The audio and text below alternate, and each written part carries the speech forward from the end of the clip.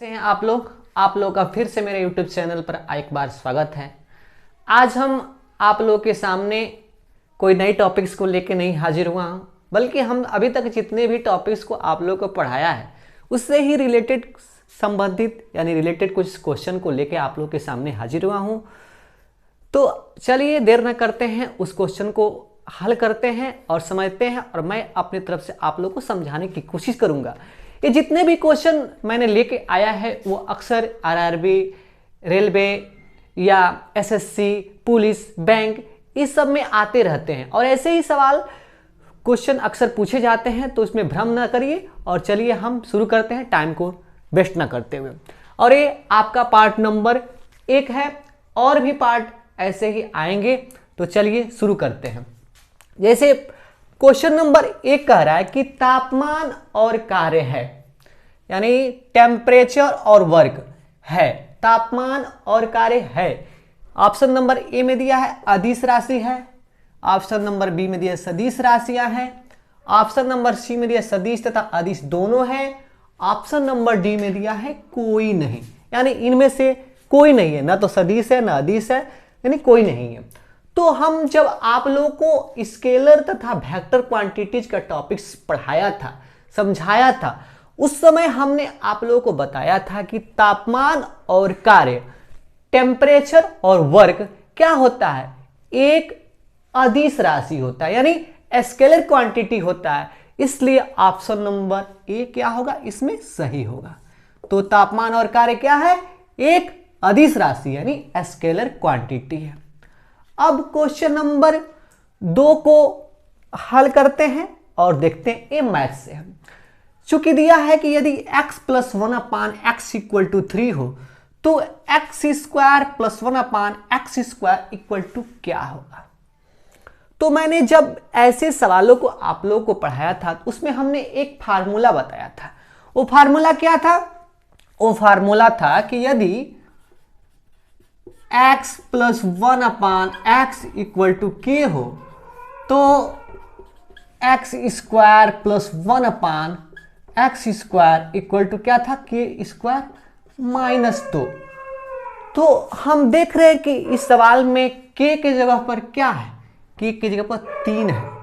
तो अतः हम k की वैल्यू 3 को जो होता है इस फार्मूला में रखते हैं और देखते हैं हमारा उत्तर क्या आता है। तो चलिए देखते हैं आता क्या है, x² + 1/x² = k के जगह पर क्या रखेंगे 3 और स्क्वायर है और -2 यानी 3 × 3 = 9 -2 कर देंगे, अपना आगे आंसर 7। ठीक है, तो ऑप्शन नंबर हम सी में देख रहे हैं कि 7 सही है, तो ऑप्शन नंबर सी सही होगा। तो आप लोग के लिए हम एक होमवर्क के तौर पर देते हैं, यदि आप लोग के यहाँ x + 1/x = 3 न दे करके 9 दिया हो और आपसे पूछे कि x² + 1/x² की वैल्यू क्या होगी, तो आप लोग हल करिए और बताइए मुझे कमेंट बॉक्स में। अब क्वेश्चन नंबर हम 3 लेते हैं और देखते हैं क्या है। यानी क्वेश्चन नंबर 3 कहता है कि आयतन है, आयतन क्या है। ऑप्शन नंबर ए में दिया है सदिश राशि है, ऑप्शन नंबर बी में दिया अदिश राशि है, ऑप्शन नंबर सी में दिया न अदिश है और न ही सदिश है, ऑप्शन नंबर डी में दिया है सदिश तथा अदिश दोनों है। तो हमने जब बताया था स्केलर और वेक्टर क्वांटिटी, तो उस समय हमने आपको बताया था कि जो आयतन है वो क्या है, एक अदिश राशि है। आयतन क्या है, एक अदिश राशि है। इसलिए हम देखते हैं कि ऑप्शन नंबर बी में अदिश राशि है, इसलिए ऑप्शन नंबर बी सही होगा। ठीक है, अब अगला क्वेश्चन देखते हैं क्या है। अगला क्वेश्चन नंबर 4 बोल रहा है कि 33 - 4 × 7 × 60 भागे 5 + 13 = क्या होगा। ये क्वेश्चन जो है ये आरआरबी एएलपी स्टेज जो सेकंड था और 2019 यानी 2019 आरआरबी एएलपी स्टेज सेकंड 2019 का एक क्वेश्चन है।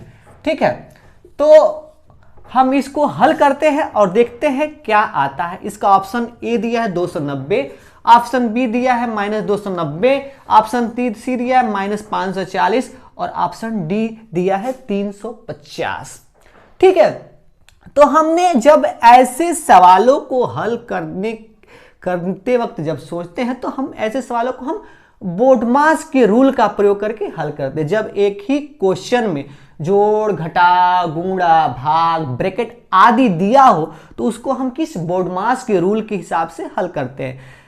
तो बोडमास का रूल क्या करता है? बोडमास के रूल में हमने पढ़ा था, जब क्लास मैंने आप लोगों को पीछे लिया था तो हमने एक बताया था BODMAS, यानी बोडमास का रूल कहता है कि सबसे पहले हम ब्रैकेट वाले को हल करते हैं, फिर ऑफ यानी का अगर रहता है उस क्वेश्चन में तो का वाले को हल करते हैं, फिर डिवीजन यानी भाग वाले को हल करते हैं, फिर मल्टीप्लिकेशन गुणा वाले करते हैं, फिर एडिशन यानी जोड़ वाले करते हैं, लास्ट में क्या करते हैं? घटाने यानी सब्ट्रैक्शन यानी घटाने वाला काम करते हैं।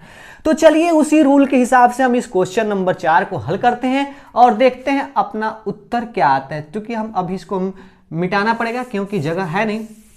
तो देखते हैं, जैसे दिया है 33 माइनस 4 इंटू 7 इंटू 60 भागा 5 प्लस 13। अब इसको हल करते हैं तो क्या करेंगे? क्योंकि इसमें बी से ब्रैकेट है नहीं, ओ से ऑफ गुणा वाला का वाला है नहीं, तो उसके बाद से क्या पड़ता है? डिवीजन यानी भाग। तो भाग वाले को हल करते हैं। तो चलिए देखते हैं, हल करते हैं।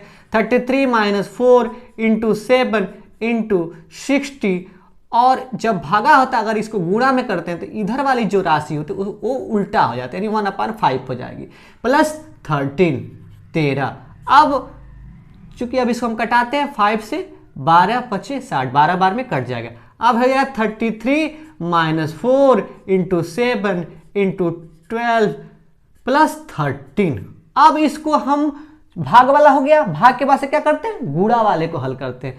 तो करते हैं गुणा वाले को, तो इसको हम गुणा करेंगे तो क्या आ जाएगा? ये हो जाता है 336 आ जाता है, गुणा करके आप लोग देख सकते हैं, ये 336 आ जाता है 336, और प्लस जो है तो प्लस और प्लस 13।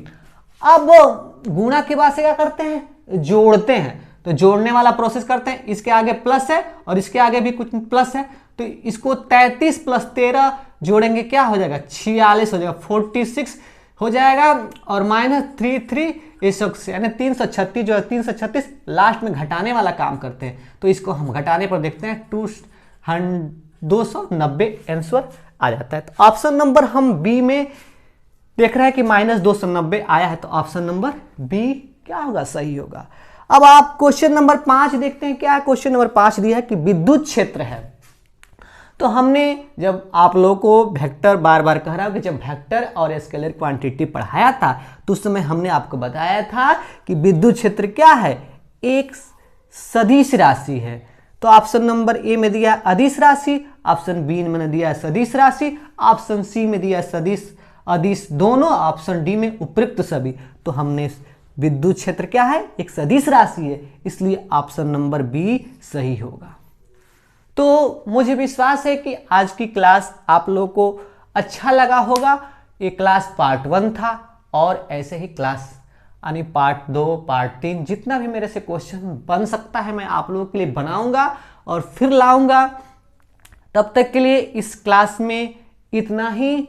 आप लोग इसको चाहे तो स्क्रीनशॉट ले सकते हैं और कहीं नोट बना सकते हैं ताकि फ्यूचर में काम आए, क्योंकि मैं ऐसे ही और सवाल लाते रहूँगा जब तक मेरी क्लास चलती है। तो इस क्लास में इतना ही। तब तक के लिए जय हिंद, जय भारत।